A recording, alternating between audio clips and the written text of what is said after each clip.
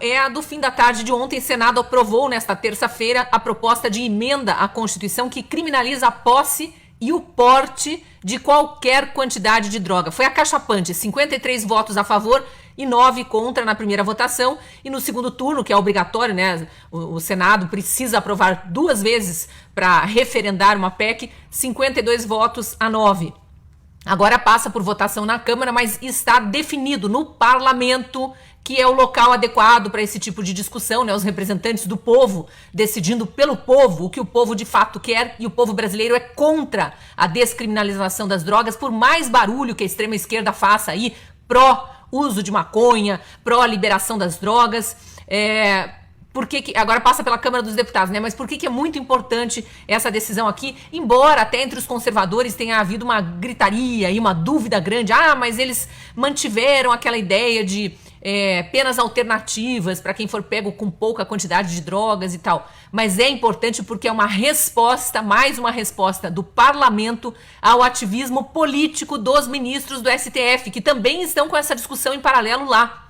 Qual é a discussão no STF que está nesse momento apenas parada porque Dias Toffoli pediu vistas quando estava sendo julgado o caso lá? Lá no STF eles querem liberar uma quantidade pequena, entre aspas, de drogas, como se fosse apenas uma característica de uso, da liberdade da pessoa. Se ela quer se autodestruir, o problema é dela, ninguém tem nada com isso.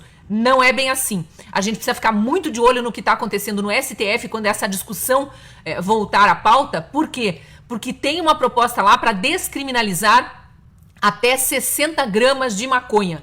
E eu tenho fontes que são ex-viciados em drogas, em tratamento, pessoas que dizem que estão numa situação já deplorável de saúde, inclusive morando fora do país, e que mandam informações para mim dizendo o seguinte: 60 gramas não é pouca coisa. 60 gramas de maconha seria o equivalente aí para fazer mais ou menos 600 cigarros de maconha.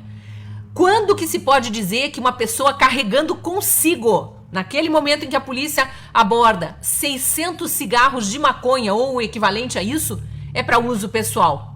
Quem, numa única noite, numa balada, iria fumar 600 cigarros, até cigarro comum, o que é autorizado aí, nicotina?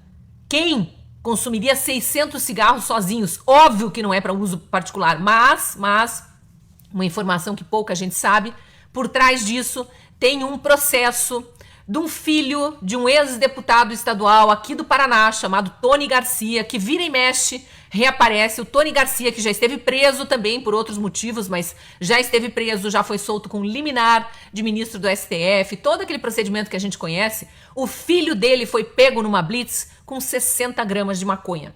Foi preso, foi solto depois sob pagamento de fiança e responde a processo por tráfico de drogas.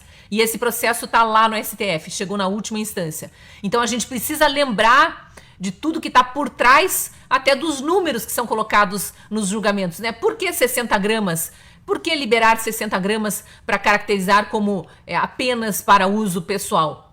Então o que aconteceu no Senado ontem foi uma resposta clara a esse ativismo político que está acontecendo no STF, e quase sempre com algum intuito específico de beneficiar alguém em específico. Não estou afirmando que seja o filho desse ex-deputado estadual aqui do Paraná, não, mas pode ser. Precisamos ficar de olho. Parabéns ao Senado e estejamos atentos também para pressionar os nossos deputados na Câmara quando esse assunto for à votação na Câmara.